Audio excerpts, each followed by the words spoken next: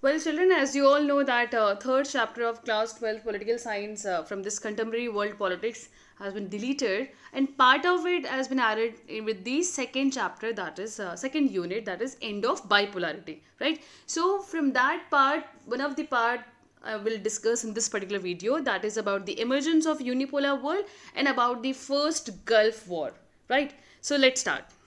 Well, children, as you all know that after World War II, Cold War started between two superpowers. That time we had bipolar world. One side we had USA, and other side we had USSR, right? But USSR disintegrated in 1991.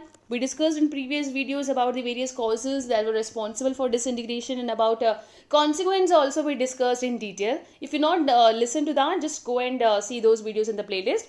Now, so with the disintegration of USSR, that marked the basically beginning of a unipolar world, unipolar system.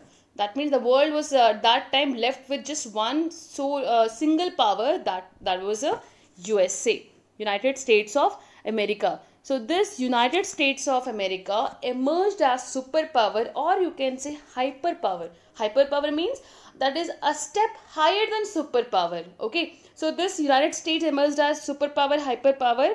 At the international level, it dominated in every area, in terms of military, in terms of economy, in terms of its technological advancement, in terms of its superior culture. It just dominated in everywhere. Okay, so in one line you can say that unipolar world means it's that period in history. It's a period of USA's dominance. Okay, it is a period of USA's dominance that is marked as unipolar world. Now, here also we have two kind of views. That is, some believe that USA's dominance at the international level, it started after the disintegration of USSR in 1991. Okay, some believe that, and another group, some other people, they believe that USA emerged as a superpower. Okay, its dominance started at the international level at the end of World War II, that is in 1945. You remember that USA actually attacked Japan when the Japan was about to surrender in World War. At the end of World War II. In spite of the situation that the Japan was about to surrender, still USA used its nuclear power, nuclear weapon to attack Japan, and that it done just to show to the world that it is actually technologically advanced and it is superior. Okay, and especially it want to show that thing to the USSR, that is Russia, right? So this is all about unipolar world. And one more thing, keep in mind that USA, after the disintegration of USSR, it does not behave like, that it is now a superpower. It never behaved like it is now a superpower. It's all because certain events that took place after this disintegration that actually marked the beginning of unipolar world, or that actually showed to the world that the world is actually living in a unipolar world system. So one of the event that marked this beginning, that is about Gulf War, first Gulf War, we are going to look in this particular video in detail. Now see, to understand the Gulf War, we have to look at the map about the location, about the where the war took place. Now you can see here, we have here Iraq and then Kuwait. Okay, so the first Gulf War actually took place in August 1990, right? And since Iraq and Kuwait are near this Gulf, all the countries that are close to this Gulf, Persian Gulf, they are known as Gulf nations. Gulf means what? Basically a sea, or you can say water body, that is almost surrounded by land and with a narrow path. Okay, that is called that water body, or that region, you call it Gulf, right? So the war took place between Iraq and Kuwait in 1990. Now I will give a little bit background about why this war took place. See, what happened? Kuwait was, actually extracting more oil than the required amount as per the OPEC countries, OPEC organizations agreement. OPEC means Organization of Petroleum Exporting Countries. Okay, so this organization, all these countries over here, they all are members. They, decide every year, what much amount of petroleum should be extracted from the ground in order to maintain that demand and supply at the international level. Okay, so what happened? Kuwait actually extracted more than the amount that was set up by the OPEC.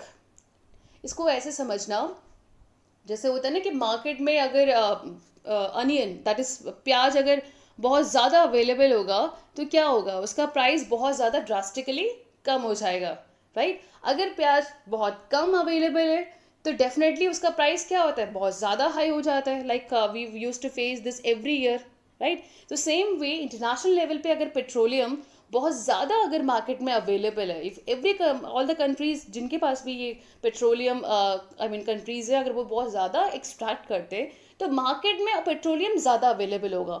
उसके वजह से क्या होगा, इन countries को नुकसान होगा क्योंकि market में पेट्रोलियम ज़्यादा अवेलेबल होगा, मोर देन द डिमांड. तो प्राइस क्या होगा, that will come down, right? Price come down होगा तो इकोनॉमिकली इन कंट्रीज को प्रॉब्लम होगा. सो यहाँ पर क्या था, जो ओपेक ऑर्गेनाइजेशन है, it actually sets the amount कि हमें एवरी ईयर इतना अमाउंट कोटा जो अब काइंड ऑफ वो एक पर्टिकुलर अमाउंट सेट कर देते, इतना हर कंट्री को एक्सट्रैक्ट करना होगा. But Kuwait were actually extracting more than that amount.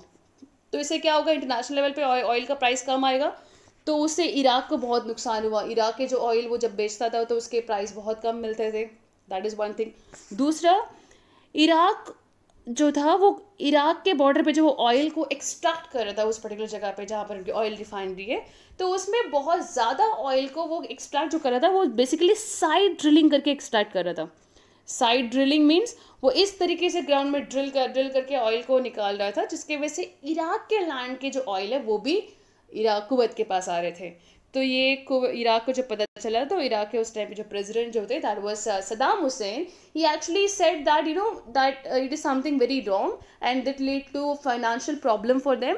And Iraq under the leadership of Saddam Hussein, he demanded 10 billion from this Kuwait region. Let me show just a minute. Okay. So he demanded 10 billion from this Kuwait region, Kuwait country, but Kuwait agreed to pay only 9 billion, and that result into war between Kuwait and Iraq and Kuwait, right? So Iraq के जो president Saddam Hussain, उन्होंने Kuwait को invade किया and he occupied this Kuwait region with his force. अपने force को send करके उस Kuwait को अपने कंट्रोल में कर लिया. इसके बाद एंट्री होती है United nation and USA, right? अब उसको समझते हैं स्लाइड के through.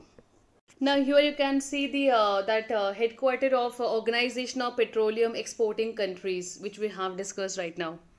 So continuing with first Gulf War, already mentioned in the map that in August 1990, this first Gulf War started when Iraq basically invaded Kuwait, right? But at that time, a lot of international diplomatic attempts, series of diplomatic attempts की जैसे होते हैं ना बातचीत करके उसे solve करना, kind of diplomatic attempts were made at that time, but all the attempts were failed, and finally United Nations, it mandated, it passed its resolution in United Nations, and it said that Kuwait should be liberated from Iraq with the help of force. Okay, so nearly 34 countries sent its troops, its soldiers, and that was total amount were nearly 6,60,000 troops. That is 6,60,000 soldiers came from this 34 countries. Actually, they fought against Iraq and defeated it and freed Kuwait from Iraq's control. This came to be known as First Gulf War. And out of this coalition force, in which contained this 6,60,000 troops from 34 countries, it was dominated by United States of America. Here it marks the entry of USA. That out of the total number of force, if we see in percentage terms, nearly 75% of soldiers were from USA. So this coalition force was led by Norman Schwarzkopf, He was the Army General of United States of America, and he actually led this coalition force against Iraq, and made all the attempt possible to free Kuwait from Iraq's control. Okay, so at that time when this war took place, Iraq's president Saddam Hussein, he said, this is basically the mother of all battles, and it means, largest, most extreme, or you can say ultimate example of a particular kind of thing. It means that. Okay, so he said so confidently that it is a mother of all battles and we are going to win this, but he finally failed in that, and Kuwait was freed from Iraq. And at that time we had United States President George H.W. Bush. So this operation, that is the operation led by this coalition force, in which 660,000 troops participated from 34 countries under the kind of leadership of Army General of United States of America. This force that was led by the United States of America to free Kuwait from Iraq, this came to be known as Operation Desert Storm, right? So this was about the first Gulf War, and this first Gulf War, okay, it basically highlighted a lot of things to the world. It highlighted that how USA is technologically advanced. This Gulf War, basically United States of America used various latest technologically advanced weapons, which showed to the world that it is technologically more advanced than other countries, right? Like for example, it used smart bombs. Okay, smart bombs means not that kind of traditional bomb that there were some bombs used which were GPS guided, so that they can attack that target very easily. Precision guided weapons they used it, and this Gulf War also came to be known as computer war. Okay, basically due to the advanced computer guided weapon that United States of America used, that's why it is also known as computer war. And it is also known as video game war. Why it is known as video game war? Because whatever the war that was taking place in Iraq and Kuwait, a lot of video footage was available at that time, and people used to watch that at home easily. So in previous time, it never happened that people used to watch a war. They used to just study about it. But this was first time that the world watched the war that took place in between two countries. So this shows that it was based on technology that USA used, or the latest technology in this particular war. Okay, and at this particular war, it has been said that United States of America made a lot of profit through war, because it's used various smart bombs and everything, and a lot of soldiers of United States were sacrificed their life over here. It has been said that United States of America demanded a lot of money from all the other countries who participated in this particular war, right? So this was all about this first Gulf War. I hope this one clear. So you should keep in mind